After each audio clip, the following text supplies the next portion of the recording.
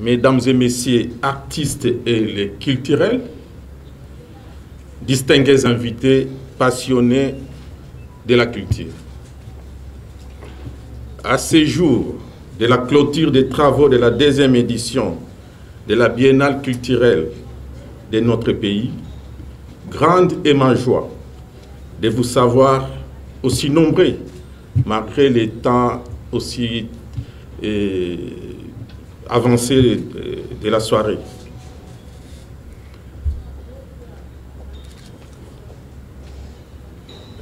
À l'entame, permettez-moi de partager avec vous l'actualité culturelle des portées continentales africaines dont le premier rôle est réservé à notre pays.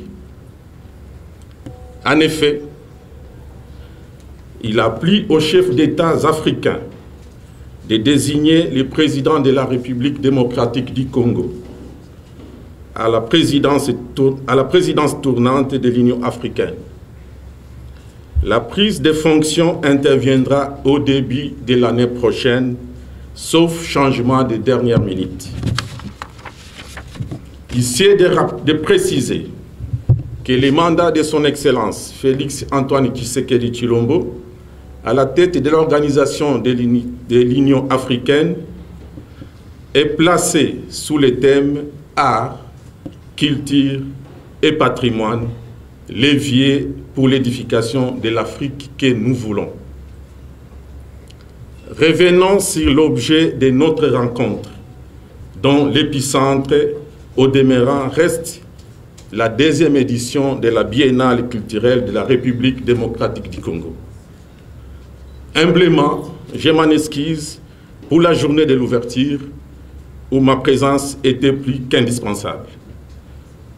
Mais, appelé à d'autres charges d'État, je n'avais pas d'autre choix.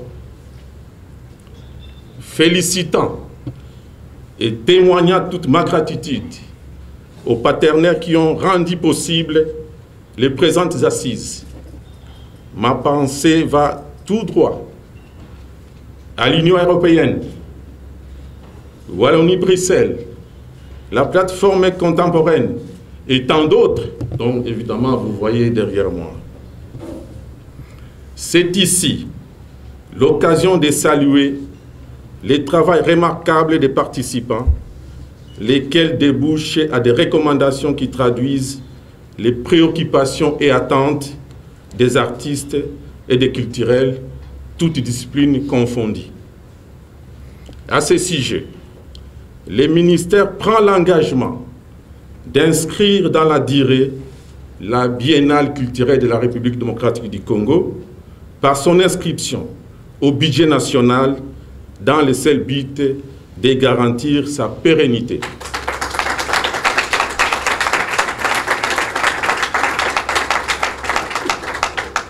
En 6, j'invite les collectifs des artistes et des culturels à plus d'ouverture aux autres entités culturelles engagées aux bonnes fins de la participation optimale de dites entités à la promotion de notre culture et de nos arts. Ainsi, le ministère de la Culture et des Arts aura en face de lui un des interlocuteurs valables.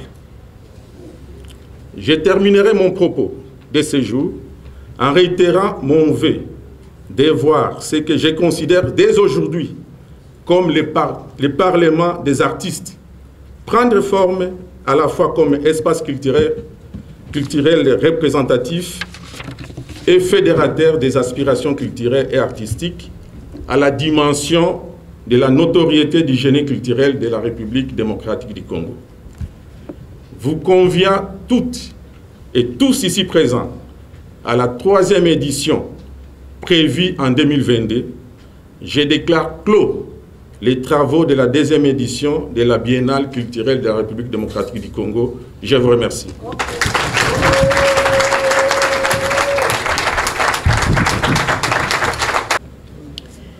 Son Excellence le ministre de la Culture et des Arts, honorables sénateurs et députés, distingués invités, chers partenaires, chers amis, bonsoir. Une nouvelle fois, nous avons le plaisir de nous retrouver dans ce splendide écrin de la culture en RDC. Une vraie découverte pour moi, à titre personnel. L'Union européenne se fait une joie et un devoir d'être à vos côtés aujourd'hui par l'entremise de ma modeste personne, Monsieur l'ambassadeur Châtaignier, empêché m'ayant demandé de lui représenter ici ce soir. Il vous présente ses cordiales salutations. Nous espérons que ce forum a été fécond et rencontré vos espérances. En tout état de cause, nous avons eu de très bons retours sur la bonne participation et l'engagement des uns et des autres. Et ce que nous savons du rapport et des recommandations va dans le même sens. Fécond tant pour le réseautage, à savoir les synergies créées entre vous tous, que pour le fond. L'objet de ce forum n'est-il pas de contrecarrer le triste constat fait par la stratégie nationale congolaise de développement, à savoir le PNSD, le Plan quinquennal national de stratégie de développement 2018-2022 de la RDC, dans lequel l'environnement culturel est présenté comme étant dans une situation de léthargie, due essentiellement à l'absence de politique nationale culturelle cohérente. Cette situation, note le PNSD, est due aux conflits politiques militaires qui ont été à la base d'une mauvaise gestion économique et des pillages de tout genre. Par ailleurs, le PNSD souligne également que des initiatives ont été entreprises pour doter le pays d'une politique culturelle nationale, mais elles se sont heurtées d'une part à certains choix idéologiques imposés par le pouvoir politique et d'autre part à l'inefficience des opérateurs culturels eux-mêmes qui ne se sont pas appropriés les destins culturels de la nation. Vaste programme. Quelques vœux de notre part pour conclure. Nous formulons le vœu que le CAC, que nous avons modestement appuyé, s'ouvre davantage, devienne permanent et transparent. L'idée de la création d'une commission nationale de la culture nous semble très intéressante, mais gare à l'encommissionnement, et c'est-à-dire la Commission européenne, grande bureaucratie, qui vaut pas l'expérience. Nous notons la nécessité de la réforme des droits d'auteur et de la SOCODA, du statut de l'artiste et la suppression des entraves et tracasseries de toutes sortes, la cartographie des infrastructures existantes, l'adoption d'une vraie stratégie nationale réaliste s'inspirant de la charte de la renaissance culturelle africaine. La culture, et en particulier la musique, la danse et les arts plastiques, sont l'âme de votre grand peuple. Vous avez 95 millions d'artistes. Quel formidable outil, carte de visite, vitrine, pour vous faire connaître dans le monde, pour créer du lien, de la cohésion sociale et de l'activité économique. Et je terminerai en félicitant les organisateurs pour cette deuxième édition du forum, en vous remerciant. Le CAC, bien sûr, mais également son Excellence le ministre de la Culture, avec qui le CAC est entré en partenariat.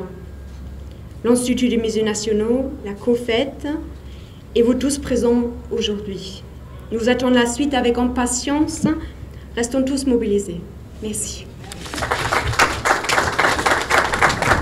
Beaucoup de bonnes recommandations qui vont vraiment changer dans l'écosystème de la culture en RDC.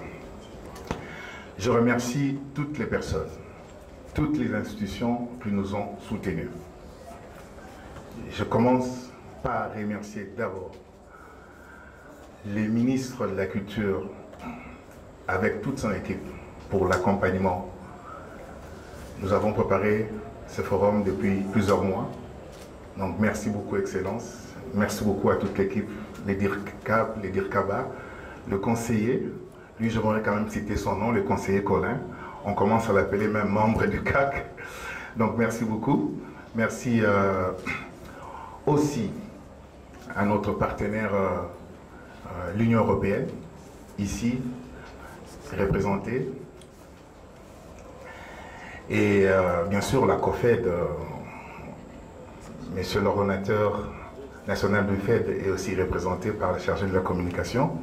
Merci beaucoup pour le soutien financier, surtout merci beaucoup, et pour le conseil.